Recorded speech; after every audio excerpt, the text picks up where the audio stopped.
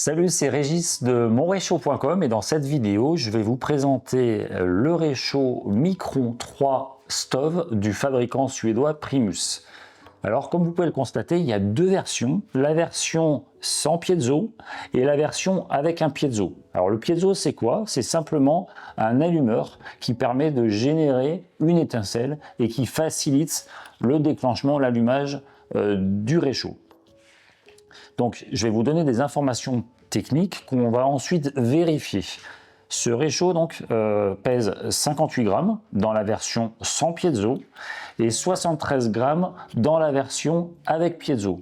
Alors pour le coup, c'est assez atypique, c'est que le piezo n'est pas intégré au corps du brûleur, c'est vraiment un piezo séparé, ce qui n'est pas plus mal si un jour, potentiellement, vous devez le changer en termes de maintenance, il n'est pas associé au brûleur.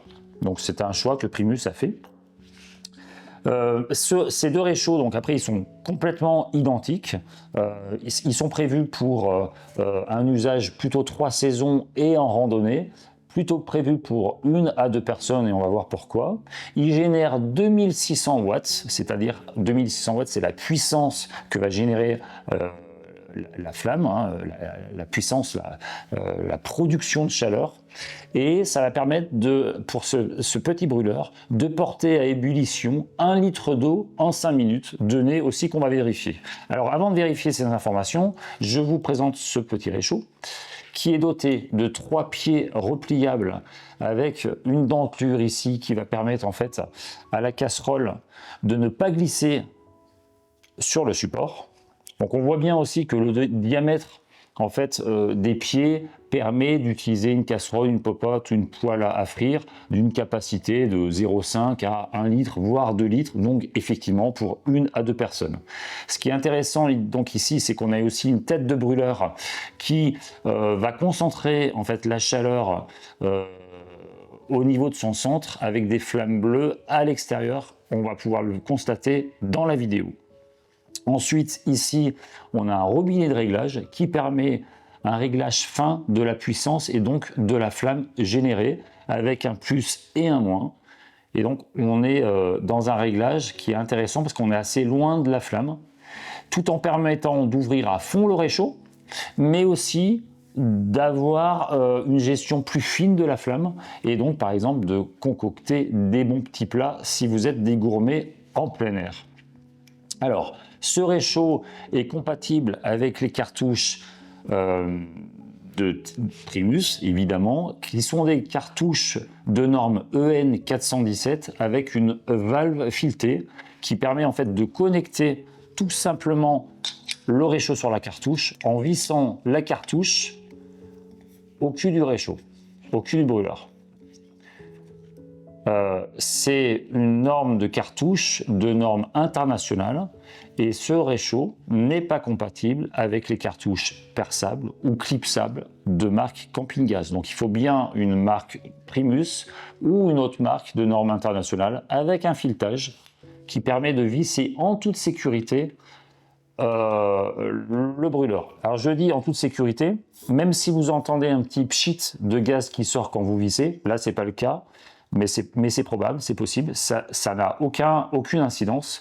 Et surtout, c'est que vous allez pouvoir dévisser la cartouche même après utilisation. C'est-à-dire que vous allez utiliser le réchaud, je dévisse la cartouche, je peux glisser la cartouche dans mon sac à dos en toute sécurité parce qu'il y a une valve anti-retour. Alors maintenant, ce que je veux faire, c'est que je vais vérifier les informations constructeurs avec le poids du réchaud. Donc, le poids du réchaud tout seul sur la petite balance, eh bien, je constate qu'il est bien à 58 grammes. Avec le piezo, on est bien à 73 grammes. Et même pour aller plus loin, on va prendre la pochette. Et on est à 77 grammes. Donc, le piezo, le Micron 3, 58 grammes. Le Micron 3 avec piezo, 73 grammes. Maintenant, le deuxième test qui me semble hyper intéressant, c'est de vérifier le temps d'ébullition d'1 litre d'eau dans une casserole. Alors pour ce faire, j'ai choisi une casserole standard, dans le sens où c'est de l'aluminium anodisé. Quand je dis standard, c'est parce qu'elle n'a pas de système optimisé de la chaleur. Je vais volontairement l'utiliser sans casserole et dans des conditions de température ambiante, c'est-à-dire sans vent, à une altitude de 1000 mètres d'altitude, parce que chez monréchaud.com, on est à 1000 mètres d'altitude, et sans vent et à 19 degrés. Sachez que le temps d'ébullition peut varier en fonction de la température, de l'altitude, mais aussi s'il y a du vent. Sachant que la donnée constructeur dit bien que ce réchaud consomme 185 grammes à l'heure.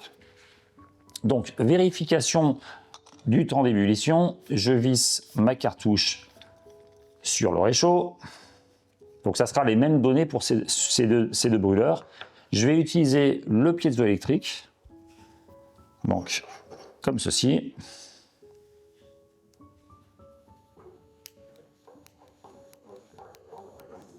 Donc avec le piezo, plus besoin d'allumettes ou de briquet.